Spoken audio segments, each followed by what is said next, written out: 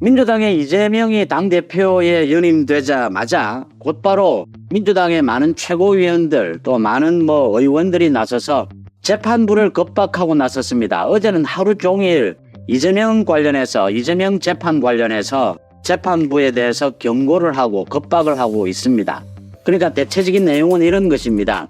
이재명의 1심 판결 이제 10월 달에 2가지가 나는데 유죄가 나지 않을 것이다. 만약 법적인 명백한 증거 없이 국민들의 정치적 감정과 다르게 이렇게 판결이 나오게 되면 국민들의 저항이 따를 것이다. 이건 공갈 협박입니다. 또 유죄가 나더라도 이재명은 당대표 다음 대선 후보로 그대로 달려갈 것이다. 크게 흔들리지 않을 것이다. 유죄 판결도 나지 않을 것이고 유죄 판결이 나더라도 이재명은 끄떡없을 것이다. 이런 이야기를 최고위원들 이현주, 김병주, 김민석을 비롯해서 다른 의원들 많이 나와서 연쇄적으로 이런 말을 했습니다. 이재명의 재판을 앞두고 재판부를 겁박하는 이런 말들이 쏟아졌는데 어제 하루 종일 쏟아졌는데 이재명이 당대표에 되자마자 이재명은 물론 침묵입니다. 그런데 이렇게 최고위원들이 이렇게 쏟아내고 있는데도 여기에 반박하는 국민의힘 쪽의 대변인 논평이라든지 또 사법부, 검찰 이런 반박의 논평은 전혀 없었습니다. 일방적으로 민주당이 쏟아내는 것이었습니다. 또 이렇게 이야기를 하면 많은 국민들이 저렇게 정치권에서 저렇게 재판부를 겁박해도 되는 것이냐, 일반인들이 이렇게 했다면 형사처벌될 수 있습니다. 저렇게 겁박을 해도 되는 것이냐, 또는 저렇게 겁박을 해도 우리 재판부는 판사들은 검사나 판사는 법리에 따라서 증거에 따라서 기소를 하고 재판을 할 텐데 저게 무슨 효과가 있을까? 많은 의구점이 생길 수가 있습니다. 저게 뭘 노리는 것일까? 왜 국민의힘에서는 반박하지 않는 것일까? 많은 의문점이 있습니다. 민주당이 이재명이 국회를 통해서 지금 국회에서 각종 대통령이 거부권을 행사하는 각종 입법안을 쏟아내고 있습니다. 특검법안 마찬가지고 이재명을 수사한 검찰에 대해서 검사에 대해서도 탄핵하겠다라고 해서 청문회를 실시를 하고 있습니다. 국회의 법사위 과방위에서 매일같이 청문회를 열고 있습니다.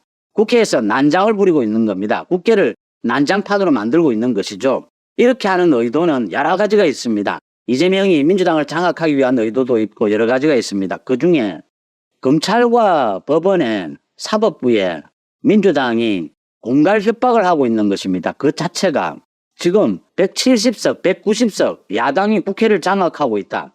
국회를 통해서 무슨 짓이든 할 수 있다. 대통령 탄핵도 할 수 있고 검찰 탄핵도 할 수 있고 판사 탄핵도 할 수 있다.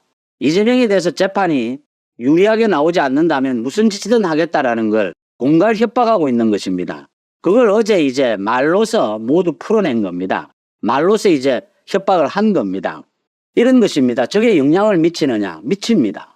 국회를 통해서 지금 또 국민들의 여론을 조작해서 이렇게 재판부를 겁박하면 지금의 판사들은 흔들릴 수 있습니다. 유창훈 부장판사를 보시고 신진욱 부장판사를 보면 알 수가 있습니다. 신진욱 부장판사는 엄격하게 이화영 재판에서 9년 6개월 중형을 때렸습니다. 1심 판결에서. 그리고 이재명의 혐의를 모두 밝혀놓았습니다. 그런데 유창훈 부장판사는 지난해에 위증교사의 혐의가 인정되지만 이재명이 야당 대표니까 언론의 견제를 받으니까 꼭 구속시켜야 될 필요가 있겠느냐라고 했습니다. 지금의 판사 사법부의 분위기입니다. 이런 걸 노리는 겁니다.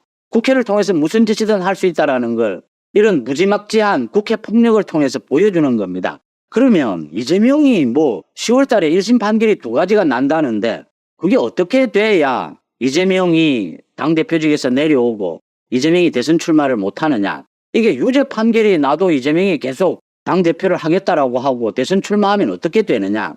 그게 무슨 그렇게 큰 영향을 미치게 될까. 많은 의문이 생깁니다. 이렇게 됩니다. 올해 10월 선거법 위반과 위증교사 2가지 재판에 1심 판결이 나옵니다. 선거법 위반은 100만 원 이상의 벌금형, 이게 대법원까지 확정이 되면 이재명은 다음 차기 대선에 출마할 수 없습니다. 이재명은 차기 대선에 출마할 수 없으면 이재명은 무너집니다. 위증교사, 이건 집행유예 이상만 나오면 금고, 징역형에서 집행유예 이상만 나오면 이재명은 다음 차기 대선에 출마할 수 없습니다. 차기 대선에 출마할 수 없는 이재명은 민주당에서 버릴 수밖에 없을 겁니다. 이재명 스스로 무너질 겁니다. 또 위증교사는 사법방해입니다. 법정 구속될 가능성도 있습니다. 1심 판결에서. 가령 예를 들어서 선거법 위반해서 1심 판결에서 300만 원 벌금형이 떨어졌다. 아니고 100만 원의 벌금형이 떨어졌다. 100만 원 이상이면 모두 이재명이 대선에 출마할 수 없습니다. 그런데 100만 원이 떨어지느냐 300만 원이 떨어지느냐 천지 차이입니다.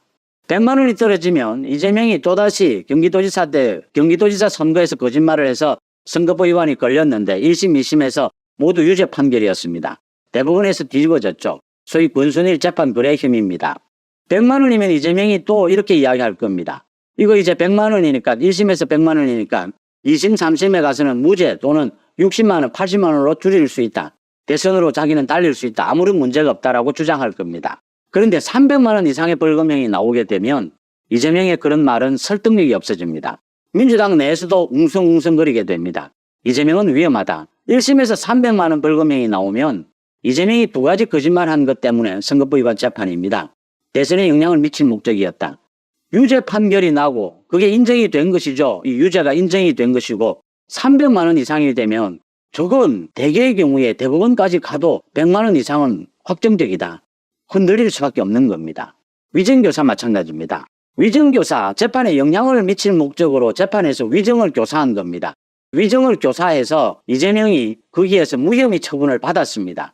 이럴 경우에 위정교사는 지금 1년 6개월에서 2년 징역형이 보통 떨어집니다. 이재명의 경우에는 재판에 영향을 미쳤기 때문에 2년 징역형을 보통 법조계에서 예상하고 있습니다. 이재명이 위정교사에서 6개월이나 집행유예가 떨어지게 되면 이재명은 또 이야기할 겁니다. 이거 대법원에 가면 무죄될 수 있다. 뒤집어 엎을 수 있다. 이렇게 이야기할 겁니다. 그런데 1년 6개월, 2년 이상의 징역형이 떨어지면 이재명이 그렇게 강변하더라도 주변에서 믿을 수가 없습니다. 1심에서 유죄로 증거로 채택이 되고 유죄로 인정이 되고 1년 6개월 이상의 형이 떨어지게 되면 저건 대법원에 가도 뒤집을 수가 없다. 그게 상식이거든요. 이재명은 흔들릴 수밖에 없습니다. 지금 이런 구조로 되어 있기 때문에 민주당, 이재명 별의 별짓을 다 합니다. 최고위원들이 모두 나와서 이렇게 유죄가 돼도 이재명은 흔들리지 않는다라고 주장합니다. 또 국회에서 난동질을 해서 국회 권력으로 무슨 짓이든 할 수 있는 것처럼 지금 협박을 하고 있습니다. 국민들 여론에도 협박을 하고 있고 재판부도 공갈을 하고 있습니다. 이재명의 의도입니다.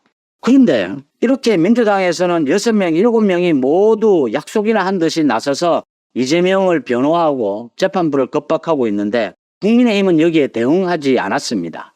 당연히 검찰이나 사법부가 제깍제깍 나서지는 않습니다. 사법부는 특히 입장을 잘 밝히지 않습니다. 그렇게 대국민 메시지 능력이 뛰어난 탁월한 한동훈도 침묵하고 있습니다. 이재명은 이 부분에 대해서 침묵합니다. 이재명 주변에서 이야기합니다. 한동훈과 이재명은 지금 무슨 말을 할 수가 없습니다. 25일 두 사람 만나서 회담을 해야 합니다. 말 그대로 협치 대화 정국입니다. 이재명 한동훈은 말할 수 없습니다. 주변에서 얘기를 해줘야 합니다. 국민의힘 그 많은 대변인들이 다 뭐하고 있습니까? 국민의힘의 그 많은 최고위원들 다 뭐하고 있습니까? 이런 부분에 대해서 국민들이 흔들리지 않도록 정확하게 이야기해 줘야 되는 것입니다. 이재명이 1심 판결에서 유죄 판결이 떨어지게 되고 이건 심각한 범죄이기 때문에 굉장히 중형이 예상이 된다. 이재명은 흔들릴 수밖에 없다. 민주당은 이재명을 버릴 수밖에 없을 것이다. 핵심을 찔러줘야 합니다. 판사들도 대한민국 국민입니다. 매일같이 신문방송을 봅니다. 여론을 보지 않을 수가 없습니다. 저 국회의 난동질을 보지 않을 수가 없습니다. 이재명이 민주당이 검사 4명을 지금 자기 수사한 검사 4명을 탄핵하겠다라고 하고 있습니다. 피곤합니다. 검사들 강력하게 반발하고 있습니다. 판사들도 강력하게 반발합니다. 그런데 국회에서 탄핵하겠다고 났으면 이게 나중에 기각이 되더라도 업무에서 떠나 있어야 합니다. 업무가 정지됩니다. 지금의 판사 검사들 월급쟁이라고 생각하면 피곤합니다. 그래서 나온 게 유창훈 판결입니다. 혐의가 인정이 되는데 이재명이 야당 대표니까 구속시키지 말자입니다. 이게 말이 되는 소리입니까? 야당 대표의 권력을 이용해서 방탄하고 있는 이재명은 야당 대표이기 때문에 더 구속시켜야 되는 것입니다. 일반인들은 풀어줘도 이재명은 구속시켜야 하는 것입니다. 정치적 권력이 없는 일반인은 풀어줘도 이재명은 구속시켜야 하는 것입니다. 한동훈이 참 머리가 아플 겁니다. 한동훈 대표가.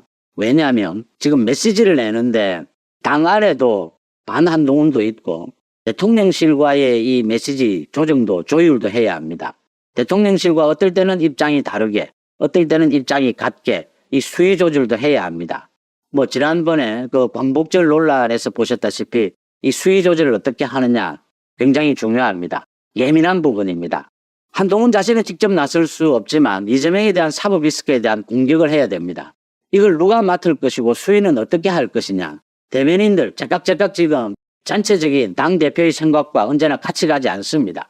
최고위원들 모두 마찬가지입니다. 최고위원들 방송에 많이 나오지만 모두 제각각입니다. 뭐 김정은 같은 경우에는 여전히 한동훈에 대해서 공격하고 있고 또 뭐 친한 최고위원이다라고 하는 사람들도 여전히 눈치 없이 지금 대통령실을 공격하고 있습니다. 제가 보기에는 장동혁 수석 최고위원이 나서줘야 합니다. 빨리 한동훈 대표의 생각을 읽고 빨리 대변인들 최고위원들을 통해서 업무 분장을 해야 합니다. 방송에 나가서 반격할 사람들, 대변인을 통해서 반격해야 될 사람들 예민하지 않습니까? 이재명과 지금 한동훈이 25일 만나서 여야 대표회담에서 성과를 내야 합니다. 이재명도 성과를 내야 하고 한동훈도 성과를 내야 합니다. 지금 국민들이 보는 앞에서 성과를 내야 되는 이런 대화 정국인데 서로 공격할 수는 없습니다.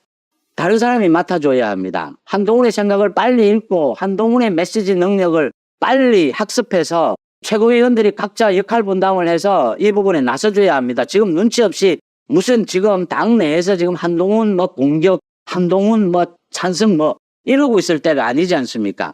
대변인들 마찬가지입니다. 대변인들이 이렇게 당정관계라든지 이재명의 사후 리스크 이렇게 예민한 문제에 대해서 어느 시점에 어떤 수위로 때릴 것이냐 대변인들 전체 잡아주지 않으면 대변인들은 제깍제깍 이걸 알 수가 없습니다.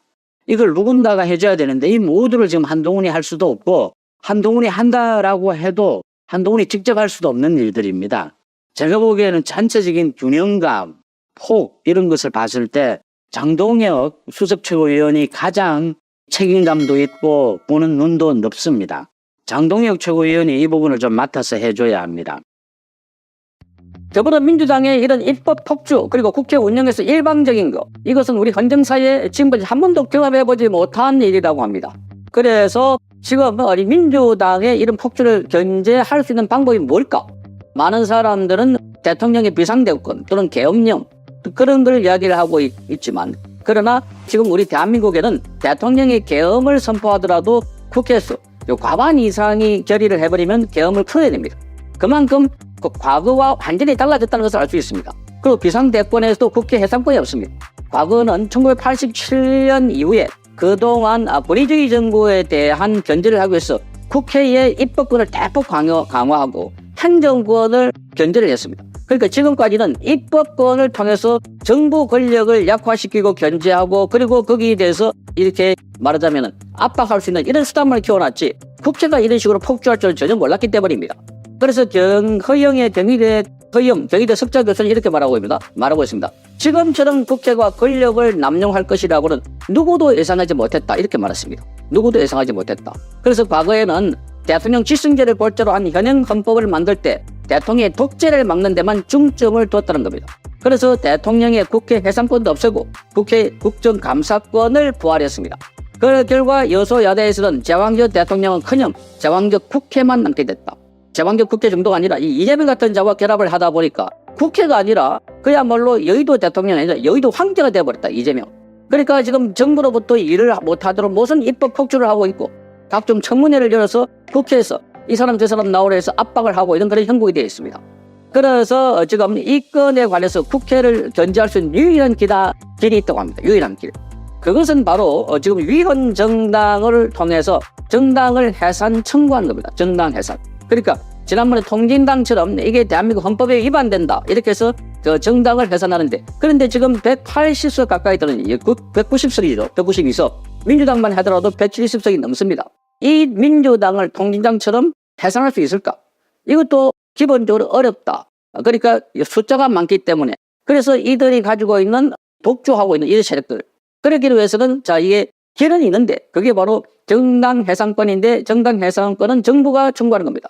정부가 민주적 기본 질서에 위배된다. 거기가 주장하고 있는 자유민주주의에서 자유를 빼버리고 그래서 대한민국의 삼권 분립이 되어 있는데 그것도 그들의 주장대로 따르면 판사도 뭐 다수당에서 이게 다수당에 추천을 한다든지 뭐 이렇게 해가지고 브레이크를 걸고 사법부에 대해서 그러니까 민주적인 통제를 해야 된다 이런 주장을 하는 거 보면 이건 대한민국의 헌법에 위배되는 민주당. 그래서 민주당은 기본적으로 이 정당이 민주주의 정당이 아니라는 겁니다. 지금까지 드러난 이걸 보면 또 입법을 추진했던 내용을 보면 그래서 민주당에 대해서 여기에 지금 해산을 청구할 수 있는 방법이 있는데 이게 유일하다.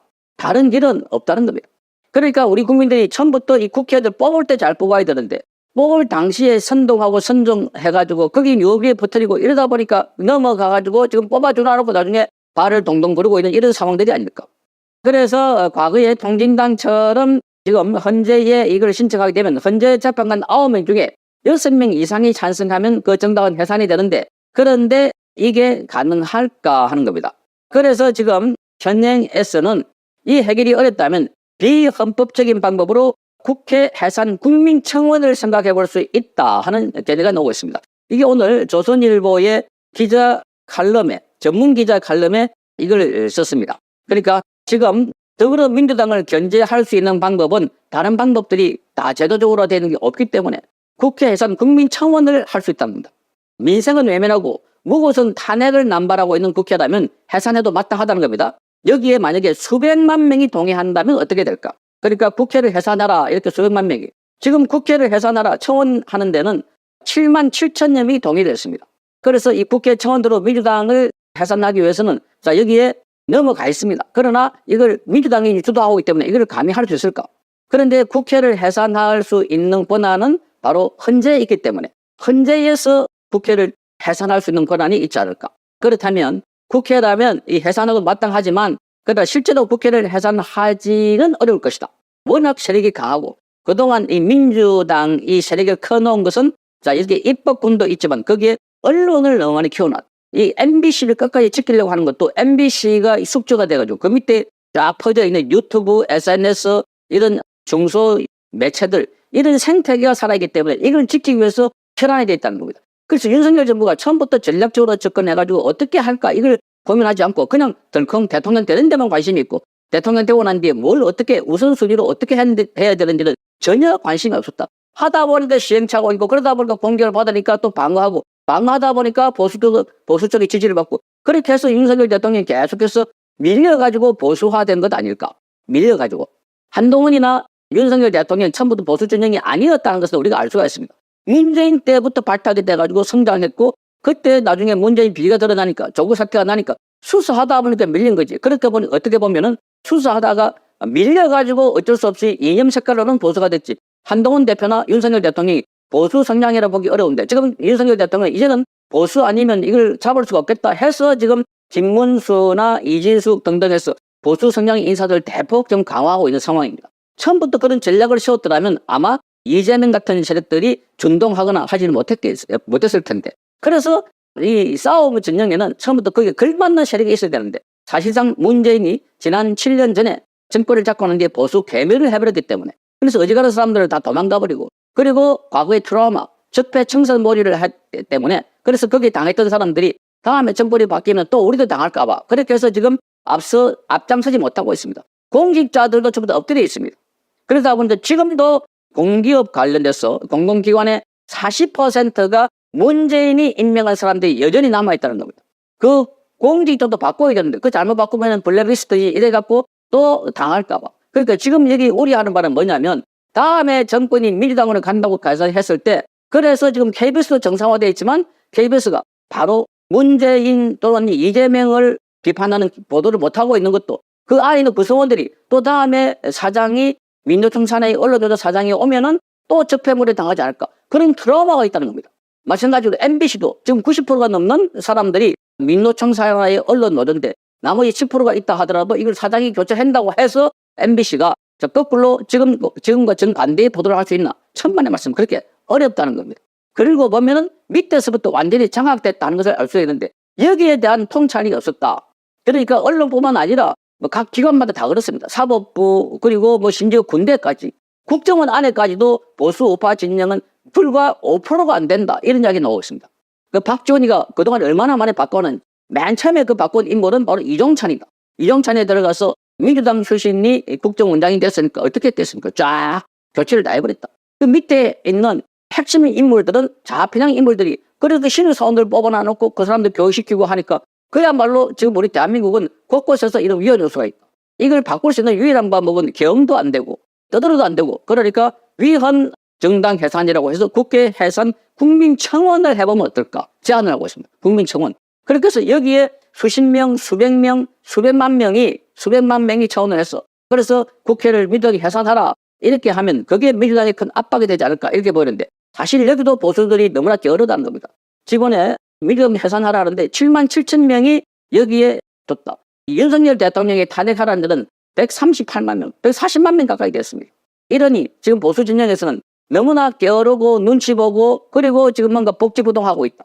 그러니 이게 사실상 보수가 괴멸된 것 아닐까 하는 생각입니다. 그래서 지금 보수 쪽에는 자기 손에 피를 묻히고 나는 희생되겠다 하는 각오를 가진 리더가 나서가지고 그래서 진도 지휘를 해야 되는데 사실상 윤석열 체제는 그게 아니다는 겁니다. 문재인 체제에서 밀려가지고 그래서 김건희 여사가 말했다시피 우리도 좌파다 이렇게 말하고 있습니다. 좌파다. 한동훈 옆에 있는 사람들도 핵심 인물들 보면은 그런 류의 사람들이고 윤석열 대통령이 지난번에 기용하려고 했던 사람들 그러니까 박영선이나 또는 양정철 이런 사람만 보더라도 성격